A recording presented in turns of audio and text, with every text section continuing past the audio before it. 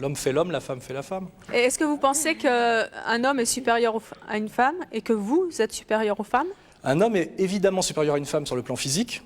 Il est plus fort, musculairement. Ce qui veut dire que dans une dispute, s'il n'y a pas de respect pour la femme, il peut lui mettre une branlée. C'est ça que ça veut dire.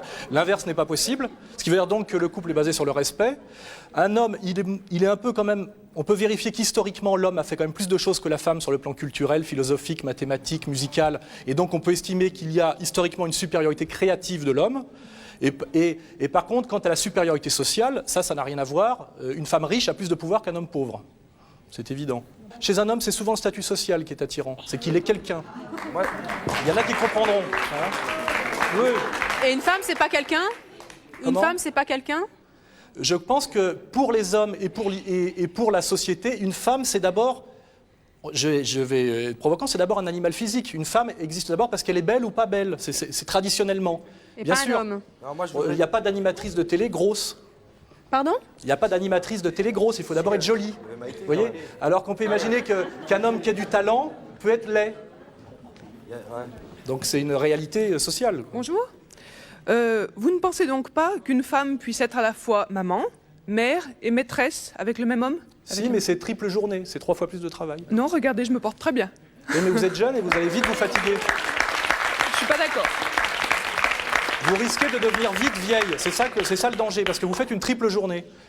Normalement, un macho accompli, c'est un homme que les femmes prennent pour un homme, ce qui est quand même le plus difficile. Et c'est vrai que la première chose pour passer pour un homme dans notre société, c'est quand même d'avoir les moyens de faire vivre les femmes. Voyez, et c'est vrai que ça a beaucoup à voir souvent avec la profession, avec le niveau de vie. Et les femmes, vous, elles vous prennent pour un homme?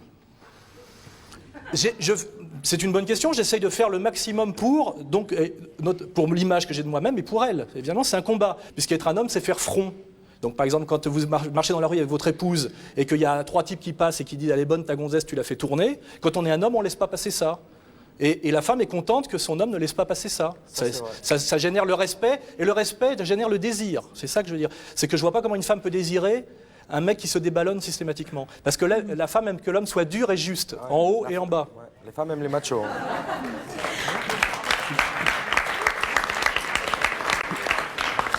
Vous attirez beaucoup les femmes? Oh, je ne veux pas me vanter, mais j'ai remarqué que même si les femmes disent « Ouais, ce mec-là, c'est un sale macho », finalement, c'est avec vous qu'elles terminent et pas avec ce que j'appelle l'ami des dames, qui est le gentil un peu larmoyant, qui est toujours de leur avis. Les femmes aiment les hommes comme les hommes aiment les femmes, d'ailleurs. Et le macho, c'est un homme qui aime les femmes. Et les femmes aiment bien qu'on les aime. En quoi vous les aimez? Je les aime déjà parce que je cherche à leur plaire et je cherche à leur faire plaisir. Je veux dire, c'est... Mais quel type de femme vous n'aimez pas? Les femmes qui se prennent pour des hommes, c'est sûr que ça me plaît pas beaucoup. C'est quoi une femme qui se prend pour un homme? C'est une femme qui croit qu'elle en a alors qu'elle en a pas, quoi. Je veux dire, c'est-à-dire qu'à un moment donné...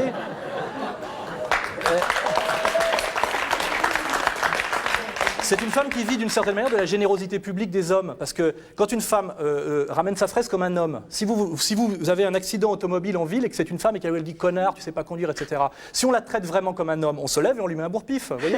Alors comme moi je suis un macho et un macho ne frappe pas une femme même avec une rose, je la vous vois et je suis poli. Mais si elle m'insulte, elle me traite de connard, etc. À un moment donné, je dis « Tiens, elle se prend pour un homme, je vais lui montrer qu'elle n'en est pas un. » Et je lui colle un taquet et là comme moi je fais 85 kilos de muscles, elle se rend compte qu'elle est immédiatement alignée.